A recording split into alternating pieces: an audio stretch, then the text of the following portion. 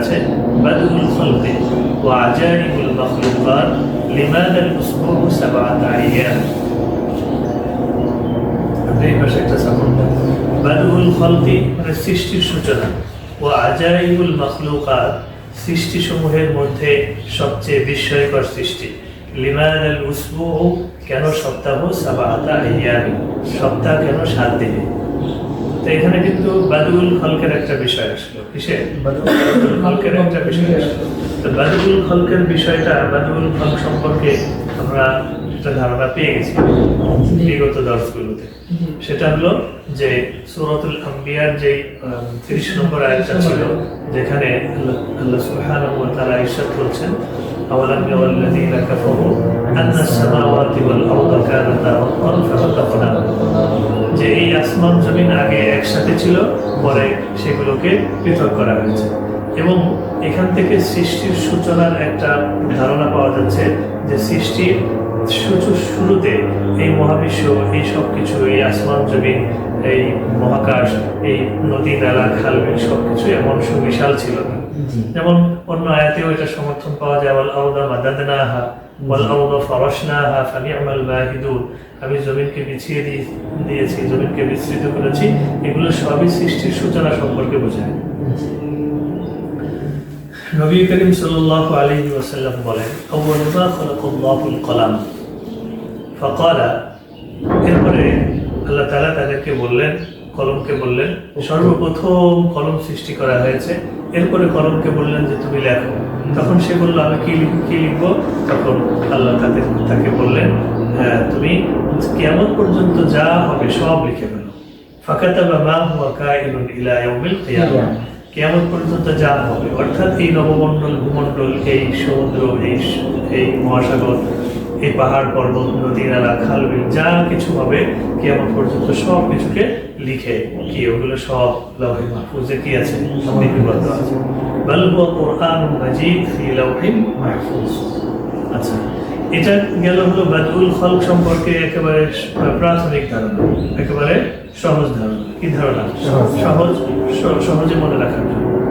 তো এখানে কিন্তু দেখেন ইন্না রাব্বাকুমুল্লাহুল্লাযী খালাকাস সামাওয়াতি ওয়াল আরদা ফি সিত্তাতি আইয়ামিন সুম্মা ইসতাওয়া আলাল আরশ। জি। আর অন্য আয়াতে আছে ওয়া কানা আরশুহু আলাল মা, যে সৃষ্টির সূচনা লগ্নে সবার আগে আল্লাহ ছিলেন, এবং আল্লাহ থাকলে তো তার আরশ থাকবে, এবং তার আরশটা ছিল আলাল মা, ওয়া কানা আরশুহু আলাল মা। এরপরে আছে ওয়াজআলনা মিনাল মাই কুল্লা শাইইন হাইয়্য, এবং আমি এই মা পানি থেকে সব কিছু সৃষ্টি করেছি। এর সামনে আরেকটা মাকালা আছে, বিষয় আছে, সেখানে আছে আল মাউ আসাসুল মাখলুকাত, সকল সৃষ্টির মূলে রয়েছে পানি।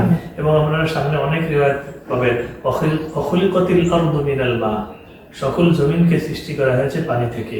অখলিকাতিল আরদুনা মিনাল মা, সকল জমিনকে সৃষ্টি করা হয়েছে পানি থেকে।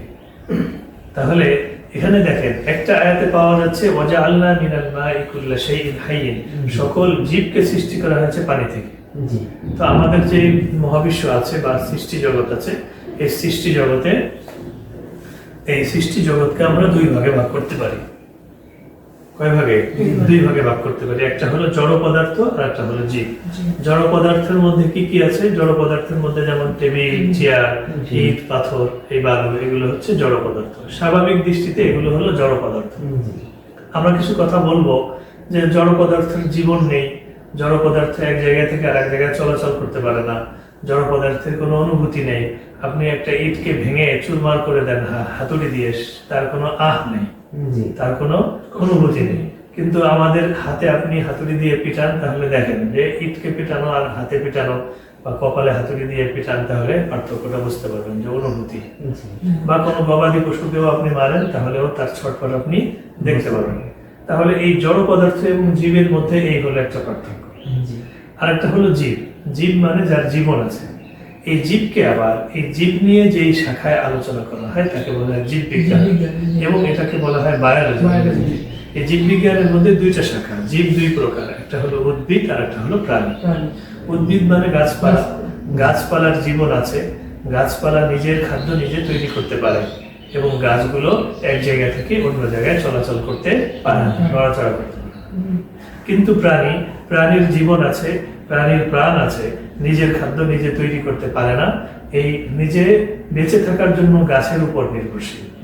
এই বিষয়টা শুধু আপনাদেরকে আমরা বলি যে আপনার মনে প্রশ্ন আসতে পারে যে প্রাণী, আমরা তো মানুষ, আমাদের প্রাণ আছে, এবং প্রাণীর মধ্যে সবচেয়ে শ্রেষ্ঠতম প্রাণী আমরা, এটাকে আশরাফুল মাখলুকাত বলে।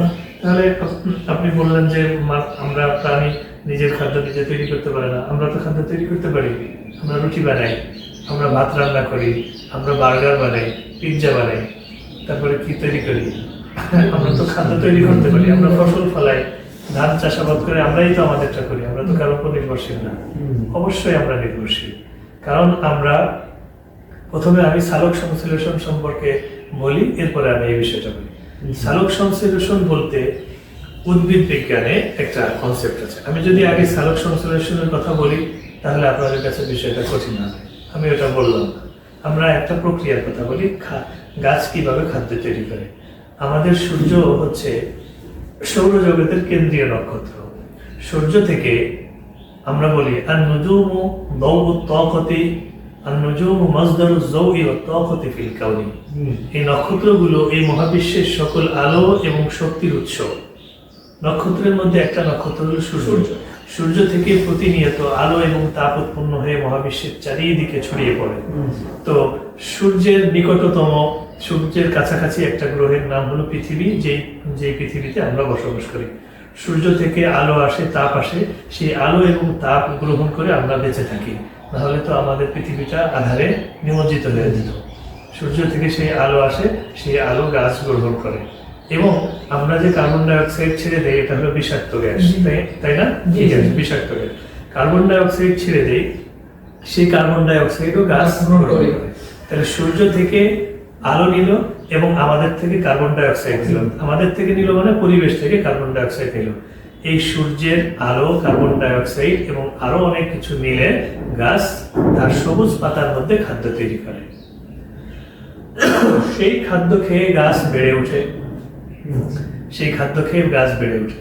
এখন এটা শুধুমাত্র আমাদের বড় বড় গাছগুলো নয়, আম গাছ, জাম গাছ, এমনকি আপনার যে ধান গাছ আছে, গম গাছ আছে, সেগুলো এই প্রক্রিয়ায় খাদ্য তৈরি করে নিজে বেঁচে থাকে। এখন আপনি যে ধানটা পেলেন, সেই ধানটা তো ধান গাছ থেকেই পেলেন। আপনি যে গম পেলেন, আটা, রুটি পেলেন, সেটা তো গম গাছ থেকেই পেলেন। এখন গাছ যদি সূর্যের আলো গ্রহণ করে নিজে খাদ্য তৈরি করে নিজে বেড়ে না উঠতো, তাহলে তো আপনি গমও পাবেন না, ধানও পাবেন না। তারপরে আপনাদের আরেকটা খাবার হলো মাছ, প্রোটিন। প্রোটিন মানে হচ্ছে আমিষ জাতীয় খাদ্য। আমিষ জাতীয় খাদ্যের মধ্যে আছে দুধ, ডিম, মাছ, মাংস।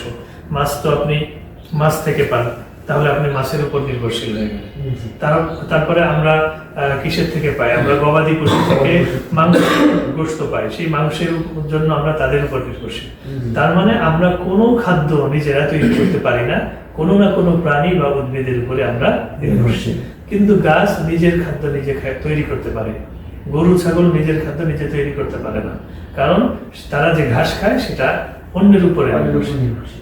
তাহলে আমরা একটা পার্থক্য বললাম, একটা হলো উদ্ভিদ আর একটা হলো প্রাণী। এখন আমরা একটা বিষয় যাব। আমরা বলেছিলাম যে জীব এবং জড় এটা দুই ভাগে বিভক্ত। জড় পদার্থের জীবন নেই, তার প্রাণ নেই, তার অনুভূতি নেই। আপনি যদি তাকে মারেন তাহলে সে কোনো ইয়ে করতে পারে না।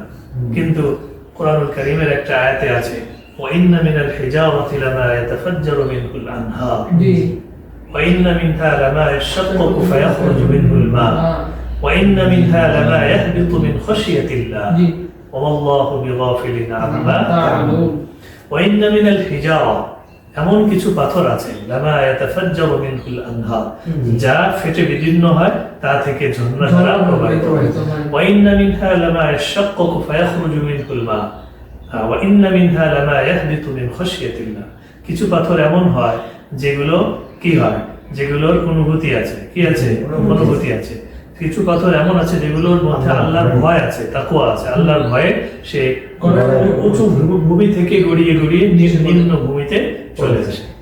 তাহলে এখানে তিন প্রকার পাথরের কথা বলবো, এবং আপনি এখান থেকে বুঝতে পারতেছেন পৃথিবীর সকল পাথরের অনুভূতি না থাকলেও কিছু পাথরের অনুভূতি আছে। তাহলে এটা একেবারে বলে দেওয়া ঠিক না কোনো পাথরের অনুভূতি নাই, সকল পাথর জড় পদার্থ।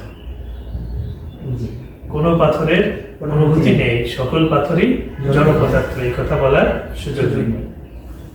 এই জন্য এটা বর্তমান বিজ্ঞানেও এমন প্রমাণিত হচ্ছে যে কিছু কিছু জড় পদার্থ যেগুলো কি আছে, প্রাণ আছে। আমি আরেকটা দলিল বলি কোরআনুল কারীম থেকে, وَإِن مِّن شَيْءٍ إِلَّا يُسَبِّحُ بِحَمْدِهِ وَلَكِن لَّا تَفْقَهُونَ تَسْبِيحَهُمْ। এটা আমরা এই আল-ইজাজুল ইলমি কিতাবটা আছে আপনাদের কাছে, আল-ইজাজুল ইলমি ফিল কুরআনিল কারীম, আল-ইজাজুল ইলমি ফিল কুরআনিল কারীম, এটা কই কিতাবটা? আপনাদের রুমে আর আমার রুমে নিয়ে আসেন। হ্যাঁ, তাহলে ইজাজুল ইলমি ফিল কুরআনিল কারীম একটা কিতাব আছে, ওই কিতাবের 7টা অধ্যায় আছে। সেই 7টা অধ্যায়ের মধ্যে একটা অধ্যায়ের নাম হলো আন-নাবাত ওয়াল জামাদ ফিল কুরআনিল কারীম, আল কোরআনে উদ্ভিদ এবং জড় পদার্থের মধ্যে। আরেকটা আছে আল হায়াওয়ান ফিল কুরআনিল কারীম, প্রাণী সম্পর্কে বর্ণনা বা প্রাণী বিজ্ঞান। সেই জড় পদার্থের বর্ণনায় আমরা এই আয়াতটা এনেছি ওখানে, সেটা হলো ওয়া ইন মিন শাইইন ইল্লা ইউসাব্বিহু বিহামদিহি। এমন কোন বস্তু নেই যেই বস্তু আল্লাহর নামে তাসবিহ করে। সেখানে অনেক কিতাব থেকে তাফসীর আনা হয়েছে এই আয়াতের তাফসীরে। সেখানে ওনারা তাফসীর উল্লেখ করেছে যে মুরগি যে কক কক করে ডাকে ওটাই তার তাসবিহ, তার ভাষাই ওটা। বিড়াল যে মিউ মিউ করে ডাকে ওটাই তার ভাষা, ওটাই তার তাসবিহ।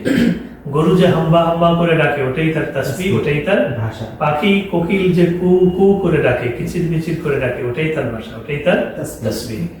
তো ওয়া ইন মিন শাইইন ইল্লা ইউসাব্বিহু বিহামদিহি, এই আয়াতের তাফসীর আপনারা দেখবেন, দেখলে আপনাদের আরো হবে যে যেখানে তাফসীর ইবনে কাসির আছে দেখেন খুলে, না হলে যে আল-ইজাজুল ইলমিতে ওখানে অনেক জমা করা আছে, এটা আপনাদের বাসার কাজ থাকবে। হ্যাঁ, আপনারা এই অংশটা দেখে আসবেন, ওয়া ইন মিন শাইইন ইল্লা ইউসাব্বিহু বিহামদিহি এবং ওয়া ইন্না মিনাল হিজারতি লামা ইয়াতাফাজ্জারু মিনহুল আনহার, এই আলোচনাটাও ওখানে আছে দেখেন।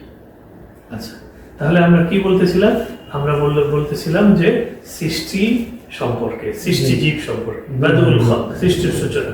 তো সেখান থেকে আমরা এসেছিলাম যে সৃষ্টির জীব যে আছে মাখলুকাত, এটা দুই ভাগে বিভক্ত, একটা হলো জড় পদার্থ আর একটা হলো জীব। জীবের মধ্যে প্রাণী আর উদ্ভিদ। উদ্ভিদের যে গাঠনিক উপাদান আছে, এই গাঠনিক উপাদানের নাম হচ্ছে কোষ। তো উদ্ভিদের যে গাঠনিক উপাদান, এই গাঠনিক উপাদান হচ্ছে কোষ, এবং মানুষের প্রাণীর যে গাঠনিক উপাদান সেটাও কোষ। আমরা কোষ সম্পর্কে আপনাদের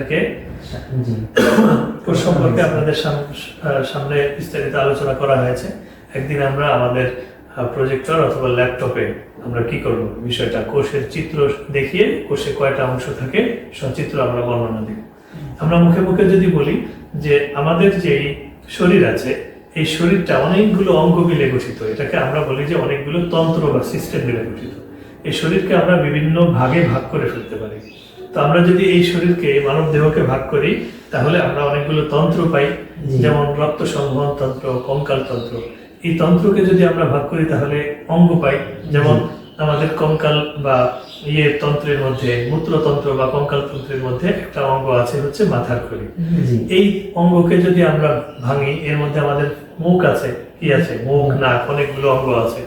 এই মুখকে যদি আমরা ভাঙি তাহলে অনেকগুলো টিস্যু পাই, অনেক একগুচ্ছ কোষকে কি বলে, টিস্যু বলে। এই টিস্যুর মধ্যে অনেকগুলো কোষ আছে। তাহলে এই কোষগুলোকে ইংরেজিতে সেল বলে, এবং মানব দেহের ক্ষুদ্রতম গাঠনিক উপাদান হচ্ছে কোষ। এবং কোষকে খালি চোখে দেখা যায় না, এত ছোট। যদি আপনি ইলেকট্রন মাইক্রোস্কোপ বা অণুবীক্ষণ যন্ত্রের নিচে এটাকে ধরেন, তাহলে কোষের মাঝে অনেকগুলো বস্তু পাবেন। তার কেন্দ্রে আছে হলো নিউক্লিয়াস, এবং চারপাশে মাইটোকন্ড্রিয়া, গলজি বস্তু, এন্ডোপ্লাজমিক রেটিকুলাম, অনেকগুলো বস্তু আছে, তাই না? তাহলে এটা আমরা পুরো দেখেন, পুরো সৃষ্টির সূচনায় আসলাম বাদউল খালক, এবং সৃষ্টির সূচনায় এসে এসে সৃষ্টিকে কয় ভাগে ভাগ করা যায় সেটা পড়লাম। এবং ওই সৃষ্টির সবচেয়ে ছোট অংশ হচ্ছে গাঠনিক উপাদান, হচ্ছে কোষ, ক্ষুদ্রতম গাঠনিক উপাদান, যেটাকে আমরা শরীয় আকায়েদের পরিভাষায় হাকিকতুল আশিয়া বলতে পারি, বস্তুর হাকিকত। বস্তু যে ছোট অংশ নিয়ে গঠিত সেটাকে হাকিকতুল আশিয়া বলে। যে ওখানে ইবারত আছে হাকাইকুল আশিয়া সাবিতাতুন, এবং বস্তুর হাকিকত এটা প্রমাণিত। এবং হাকিকতুশ শাইই ওয়া মাহিয়াতুহু মা বিহি শাইউ হুয়া। হাকিকতুশ শাই এবং মাহিয়াতুশ শাই কাকে বলে? বস্তু যেই ছোট বস্তু নিয়ে ছোট মৌলিক উপাদান দিয়ে গঠিত, সেটাই তার হাকিকত। সহজ হয়ে গেল না? তার মানে মানুষ যে ছোট কোষ নিয়ে গঠিত, ওই ছোট কোষটাই তার হাকিকত। ওখানে হায়াওয়ানে নাতেক দেয়া আছে উদাহরণ হিসেবে। আপনি এই উদাহরণটা নেবেন যে মানুষ যে ছোট মৌলিক উপাদান দিয়ে গঠিত, তাকে কি বলে? মানুষের হাকিকত। মানুষের কি বলে? হাকিকত। তাহলে মানুষের হাকিকত হলো তার কোষ। এবং কোষকে যদি বলেন যে কোষের হাকিকত কি, কোষ যে ছোট ছোট অঙ্গাণু নিয়ে গঠিত, তাকে কি বলে? হাকিকত। কোষের হাকিকত হলো মাইটোকন্ড্রিয়া, নিউক্লিয়াস, তারপরে হচ্ছে গলজি বস্তু, এন্ডোপ্লাজমিক রেটিকুলাম, এগুলো হলো কোষের হাকিকত। আচ্ছা, আবার নিউক্লিয়াসের মধ্যে অনেকগুলো অংশ আছে। নিউক্লিয়াসের মধ্যে চারপাশে একটা প্রাচীর আছে, এটাকে নিউক্লিয়ার মেমব্রেন আছে। নিউক্লিয়াসের মধ্যে আবার মাথার মতো একটা অংশ আছে, ওটার নাম নিউক্লিওলাস। নিউক্লিয়াসের মধ্যে একটা এই ফ্লোরের মতো একটা অংশ আছে, বেস বলে যেটাকে, ওটার নাম হচ্ছে সাইটোপ্লাজম বা প্রোটোপ্লাজম। কি? তাহলে নিউক্লিয়াসের হাকিকত ধরেন ওই ছোট ছোট অংশগুলো। আচ্ছা, এখানে দেখেন লিমাদাল উসবুহু সাবআতা আইয়াম, সপ্তাহ কেন 7 দিনে হয়, এই বিষয়টা নিয়ে আমরা গতকাল কি করেছিলাম? আলোচনা করেছিলাম। আচ্ছা, এখানে শেখুল ইসলাম ইবনে তাইমিয়ার একটা মতামত দেয়া আছে। দেখেন, ক্বালা শেখুল ইসলাম ইবনে তাইমিয়া রাহিমাহুল্লাহু তাআলা, ওনার কোন কিতাবে আছে? মাজমুউল ফাতাওয়া। মাজমুউল ফাতাওয়ার 7 নম্বর খণ্ডের 95 নম্বর পৃষ্ঠায় কি আছে? এই বিষয়টি আছে। এরপরে দেখেন আরেকটা বক্তব্য আছে, ইয়াকুলু দক্তর জাওয়াদ আলী। দেখেন শেষে এই কিতাবের নাম দেয়া আছে আল মুফাসসাল ফি তারিখিল আরবি ক্বাবলা আল ইসলাম। তো দুইটা কিতাব থেকে যে বক্তব্যটা এখানে আনা হয়েছে, সেই বক্তব্যটা সম্পর্কে গতকাল আমরা বিস্তারিত আলোচনা করেছিলাম। সংক্ষেপে বলি, সেটা হলো সপ্তাহের 7 দিনের যে ধারণাটা, এটা একমাত্র তাদের কাছেই ছিল যাদের কাছে কিতাব নাজিল হয়েছে। তার মানে আহলে কিতাব, ইহুদি, নাসারা, যারা মুসলমান, যারা তারা। কারণ ইন্না রাব্বাকুমুল্লাহুল্লাযী খালাকাস সামাওয়াতি ওয়াল আরদা ফি 6 আইয়ামিন সুম্মা ইসতাওয়া আলাল আরশ, যে আসমান জমিন 6 দিনে সৃষ্টি করা হয়েছে, এই আয়াতে এই বিষয়টা স্পষ্টভাবে বলা হয়েছে। এই আয়াত নাজিল হওয়ার পূর্বে কেউ জানতো না যে 6 দিন আছে এবং এই 6 দিনকে এই করা যায়। আর ডক্টর